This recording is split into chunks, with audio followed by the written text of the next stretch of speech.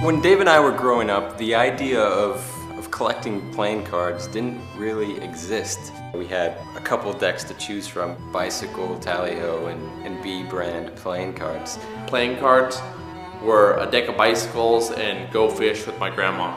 And we were also always collecting casino decks. I always saw Dan and Dave with Jerry's or a Dunes deck. And they looked cool. They were very retro, and they had a very distinct feel and finish. I don't think any other deck has matched since. But at the time, that was it. There weren't really any custom playing cards or unique back designs. And I think it was always in the back of our mind, hey, we should do our own deck of cards. And at that time, the first thought was, how the hell do you design a deck of playing cards? Once David Blaine released his deck of cards, that inspired us and definitely made us sit down and say, hey, we gotta do this. What are our cards gonna look like? Who's gonna design them? And what are we gonna call them?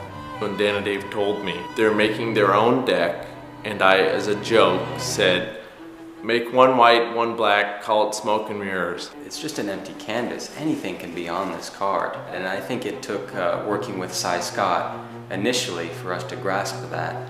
Then it just opened the floodgates. The exciting part about designing a deck of playing cards is seeing where you can take it. When we released the first edition, we had no idea there'd be a second, third. Initially, I don't even think the thought of selling it occurred to us. The first time I ever heard of a playing card deck being sold for over $100, I looked and saw what it was. It was a Smoke and Mirrors deck. I couldn't believe it. We used to use those as just like normal cards. We had no idea they would spawn this entire collectible market. It's something that, you know, went way bigger than we ever expected. It's amazing the recognition and the support the cards have had over the years. The Smoke and Mirrors were designed for magicians and cardists. They were designed to be used, you know. We built them to last, to be beautiful, to fan well, to shuffle well.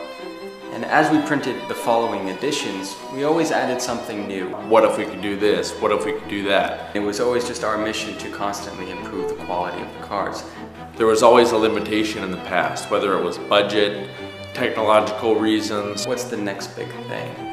And now it was, you know, pull out all the stops.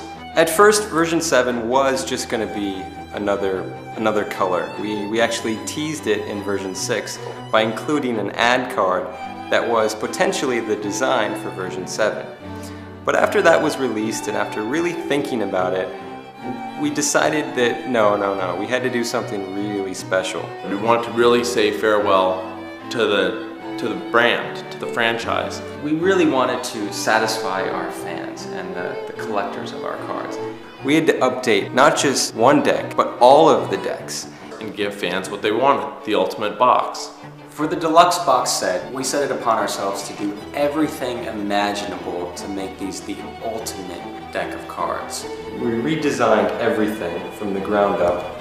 We used effects like embossing and foil stamping. We went completely over the top. We actually foil stamped the inside of a box. That's not even something you see on the outside, but it's a detail that when you open, you can appreciate.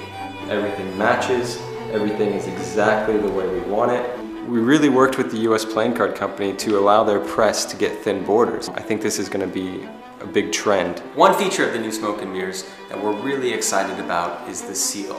This has been something on our mind for a long time, and it's something that, you know, we thought, why hasn't this been done before? It's so simple. And all we did was add a perforation along the crescent. So that way it's no longer difficult to open a box. The Smoke and Mirrors Deluxe box set is 5 years of experience for Dave and I in printing playing cards. It's everything we know about that in one box, signed, numbered, only 10,000 made, and once they're sold, that's it, they're gone forever. We're discontinuing the brand. It's sad to see them go, but I think you'll agree it's a grand farewell. The Smoke and Mirrors were a fantastic run. We thank you for that, and we hope you enjoy this final edition.